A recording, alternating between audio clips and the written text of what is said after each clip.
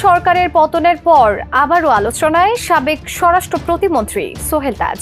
সম্প্রতি এই বিষয়ে মুখ খুলেছেন সোহেল তাজ।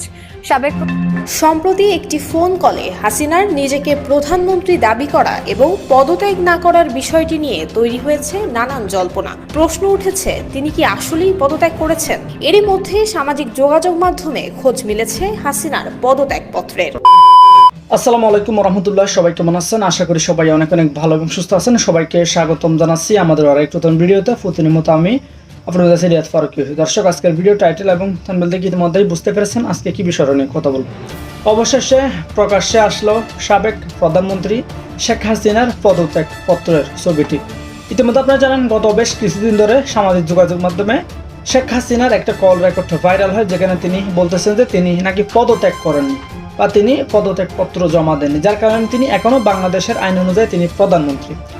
এমন বক্তব্য যখন সামাজিক যোগাযোগ মাধ্যমে ব্যাপকভাবে ভাইরাল হয়, যখন সামাজিক যোগাযোগ মাধ্যমে নানানভাবে তুলফার সৃষ্টি হয়, অবশেষে প্রকাশ্যে আসলো শেখ হাসিনার পদত্যাগপত্র। অন্যদিকে শেখ হাসিনা পদত্যাগের পরে আবারও আলোচনায় আসলেন বাংলাদেশের প্রথম প্রধানমন্ত্রী তাজউদ্দিন আহমেদের একমাত্র পুত্র, বাংলাদেশের সাবেক স্বরাষ্ট্রমন্ত্রী সোহেল তাজ।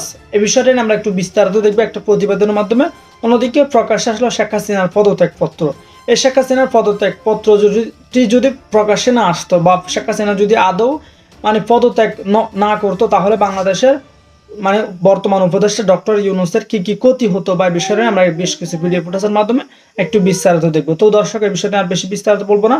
বিস্তারিত বলতে গেলে ভিডিওটা অনেক লম্বা হয়ে যাবে, তো আমি সংক্ষেপ প্রকারের ক্ষেত্রে মূল আলোচনা চলে যাচ্ছে। তার আগে আপনাকে ছোট্ট একটি অনুরোধ করবো, যেন আমাদের চ্যানেলটিতে নতুন চ্যানেল সাবস্ক্রাইব করে সাথে রাখবেন। এক মুহূর্ত না টেনে সবাই ধৈর্য সহকারে ভিডিওটি দেখতে থাকুন। সরকারের পতনের পর আবারও আলোচনায় সাবেক স্বরাষ্ট্র প্রতিমন্ত্রী সোহেল তাজ। নেতৃত্ব শূন্য আওয়ামী লীগের হাল ধরবেন তিনি, এমন গুঞ্জনও উঠে বিভিন্ন মহলে। তবে স্বেচ্ছায় নিজের পদ থেকে সরে যাওয়া সোহেল তাজ কি আদৌ রাজনীতিতে ফিরবেন?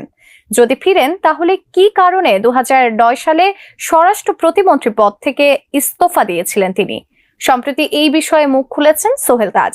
সাবেক প্রধানমন্ত্রী শেখ হাসিনা সম্পর্কেও দিয়েছেন বেশ কিছু চাঞ্চল্যকর তথ্য। আর জানাচ্ছেন সহকর্মী শাহাদাত রিফাত।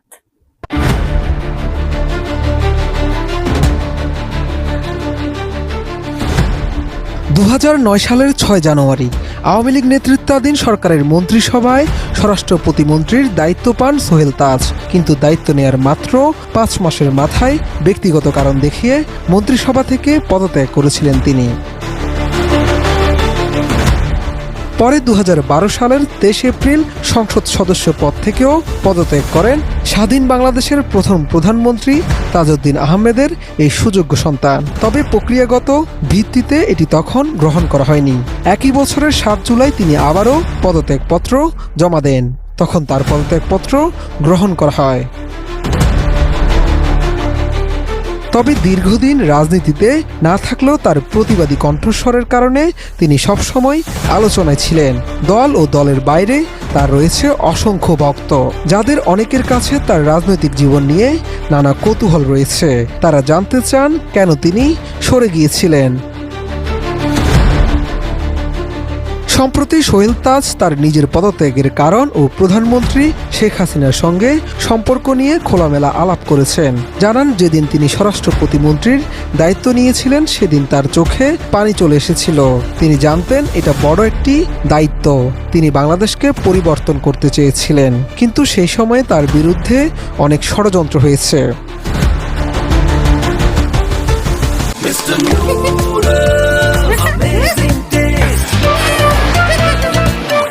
পদত্যাগের পেছনের কারণ জানাতে গিয়ে সোহেল তাজ বলেন, তিনি দুর্নীতি ও অনিয়মের সাক্ষী হয়েছিলেন। বিডিআর বিদ্রোহে তদন্তে যে অনিয়ম হয়েছিল তা তাকে হতাশ করেছিল। পুলিশ কর্মকর্তাদের নির্দেশ ছিল তারা যেন তার কথা না শুনে। আওয়ামী লীগের এই সাবেক নেতা স্মরণ করেন, পদত্যাগপত্র জমা দেওয়ার পর তিনি যুক্তরাষ্ট্রে চলে গিয়েছিলেন। সেখান থেকে শেখ হাসিনার সঙ্গে ফোনে কথা বলার সময় তিনি বারবার বলেছিলেন তাকে ছেড়ে দিতে, কিন্তু শেখ হাসিনা তাকে বারবার থাকতে অনুরোধ করেছেন। এমন ফোন আলাপের এক পর্যায়ে শেখ হাসিনা গান গাওয়ার চেষ্টা করেছিলেন, আমি তোমাকে ছাড়বো না, আমি কাউকে ছাড়ি না। সোহেল তাজ বলেন, এটি শুনে তিনি অবাক হয়ে গিয়েছিলেন। প্রধানমন্ত্রীর এমন কথা কি বোঝাচ্ছিল? এটা কি হুমকি ছিল নাকি স্নেহের প্রকাশ? পদত্যাগের পর তাকে নাজেহাল হতে হয়েছিল বলেও অভিযোগ করেন সোহেল তাজ। তিনি বলেন তার বিরুদ্ধে নানা অপপ্রচার চলছিল। দেশে ফিরে দেখলেন গোয়েন্দারা তাকে অনুসরণ করছে। পুরো পরিস্থিতি ছিল আতঙ্কের। এর আগে 2001 সালের নির্বাচনে গাজীপুর 4 কাপাসিয়া আসন থেকে জাতীয় সংসদ সদস্য নির্বাচিত হন সোহেল তাজ। তখন তিনি যুব ও ক্রীড়া মন্ত্রণালয়ের দায়িত্বে ছিলেন। পরে 2008 সালেও একই আসন থেকে সংসদ সদস্য নির্বাচিত হন আওয়ামী লীগের সাবেক নেতা। সম্প্রতি একটি ফোন কলে হাসিনার নিজেকে প্রধানমন্ত্রী দাবি করা এবং পদত্যাগ না করার বিষয়টি নিয়ে তৈরি হয়েছে নানান জল্পনা। প্রশ্ন উঠেছে, তিনি কি আসলেই পদত্যাগ করেছেন? এরই মধ্যে সামাজিক যোগাযোগ মাধ্যমে খোঁজ মিলেছে হাসিনার পদত্যাগপত্রের। মহামান্য রাষ্ট্রপতি বরাবর ওই পত্রে হাসিনা লিখেছেন, আমি গভীর দুঃখের সঙ্গে জানাতে চাই যে সাম্প্রতিক বিক্ষোভ এবং সংঘর্ষের প্রেক্ষিতে যেখানে 300 জনেরও বেশি মানুষ প্রাণ হারিয়েছে এবং আর কোনো প্রাণহানি এড়ানোর জন্য আমি পদত্যাগের সিদ্ধান্ত নিয়েছি।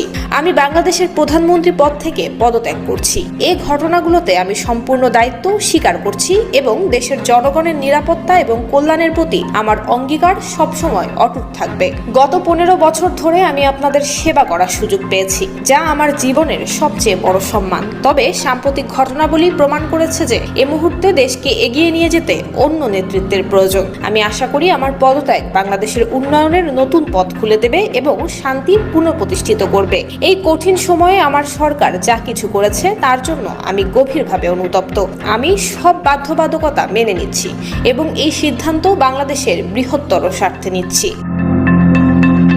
বৈষম্য বিরোধী ছাত্র আন্দোলনের মুখে গত 5 আগস্ট পদত্যাগ করে দেশ ছেড়ে পালিয়ে ভারতে চলে যান শেখ হাসিনা। সম্প্রতি সামাজিক যোগাযোগ মাধ্যমে তার একটি অডিও ভাইরাল হয়েছে, যেখানে তাকে বলতে শোনা যায় দেশ ছাড়লেও পদত্যাগ করেননি তিনি। আমার বঙ্গভবনে যে মহামান্য রাষ্ট্রপতির কাছে আমার পদত্যাগপত্র জমা আমি দেইনি, কাজে আমার কিন্তু পদত্যাগ হয়নি। আমি কিন্তু এখনো বাংলাদেশের constitutional elected prime minister. Sheikh Hasina বলেন, আমি তো পদত্যাগ করিনি। আর্টিকেল 57 অনুযায়ী আমার পদত্যাগ করা হয়নি। নিরাপত্তার জন্য আমাকে সরে যেতে হয়, কিন্তু আমার পদত্যাগ হয়নি। বিষয়টি অনেকের মাঝে কৌতূহলের সৃষ্টি করেছে। যদিও শেখ হাসিনা পালিয়ে যাওয়ার পরে রাষ্ট্রপতি জাতির উদ্দেশ্যে দেয়া তার ভাষণে বলেছিলেন, প্রধানমন্ত্রী শেখ হাসিনা আজ রাষ্ট্রপতির কাছে পদত্যাগপত্র জমা দিয়েছেন এবং আমি তা গ্রহণ করেছি। প্রধানমন্ত্রী শেখ হাসিনা রাষ্ট্রপতির কাছে পদত্যাগপত্র জমা দিয়েছেন এবং আমি তা গ্রহণ করেছি। এ বিষয়ে আইনজীবী মহল বলছে, পদত্যাগ না করলে জাতির উদ্দেশ্যে রাষ্ট্রপতি কেন বলেছেন শেখ হাসিনা পদত্যাগ করেছেন এবং তিনি সেটি গ্রহণও করেছেন? সে সময় তো 3 বাহিনীর প্রধানও তার পিছনে দাঁড়িয়েছিলেন। কেনই বা হাসিনার পদত্যাগের পর যে সাংবিধানিক শূন্যতা তৈরি হয় তা নিয়ে আপিল বিভাগ রুলিং দিয়েছিলেন। রাষ্ট্রপতি যদি বলে থাকেন যে প্রধানমন্ত্রী পদত্যাগ করেছেন, তবে তো এ বিতর্কের অবসান হয়েই যায়। এটা জরুরি নয় যে প্রধানমন্ত্রীকে হাতে হাতে রাষ্ট্রপতির কাছে পদত্যাগপত্র জমা দিতে হবে। দেশে কোনো রাষ্ট্র কিংবা সরকার প্রধানের পদত্যাগপত্র কখনো সামনে আসেনি। তাই রাষ্ট্রের এই গুরুত্বপূর্ণ নথি নিয়ে এবার কেন সামাজিক যোগাযোগ মাধ্যমে এত আলোচনা, এমন প্রশ্ন রেখেছেন সিনিয়র আইনজীবীরা। আর তাই সামাজিক যোগাযোগ মাধ্যমে ভাইরাল হওয়া। প্রিয় দর্শক, ইতিমধ্যে আপনারা সবাই ভিডিওগুলো বিস্তারিত দেখে বুঝতে পেরেছেন। অবশেষে প্রকাশ্যে আসলো শেখ হাসিনার পদত্যাগপত্র। অন্যদিকে শেখ হাসিনার পদত্যাগপত্র যদি প্রকাশ্যে না আসতো, তাহলে বর্তমান সরকারের উপদেষ্টা ডক্টর মোহাম্মদ ইউনূসের কি ক্ষতি হতে পারত? এই বিষয়ে আমরা একজন ব্যক্তির মুখ থেকে বেশ কিছু কথা শুনেছেন। অন্যদিকে স্বরাষ্ট্র প্রতিমন্ত্রী সোহেল তাজের যে বিষয়টা ইতিমধ্যে সামাজিক যোগাযোগ মাধ্যমে তোলপাড়, সেটা নিয়ে আমরা একটি নিউজের একটা প্রতিবেদন বিস্তারিত দেখেছি। ভিডিওটি ভালো অবশ্যই শেয়ার করে দিবেন। আমাদের চ্যানেলে নতুন থাকলে সেটা সাবস্ক্রাইব করে সাথে থাকবেন। এতক্ষণ সাথে থাকার জন্য সবাইকে অসংখ্য ধন্যবাদ। দেখা হবে অন্য কোনো ভিডিওতে। ভালো থাকবেন, সুস্থ থাকবেন। আল্লাহ হাফিজ।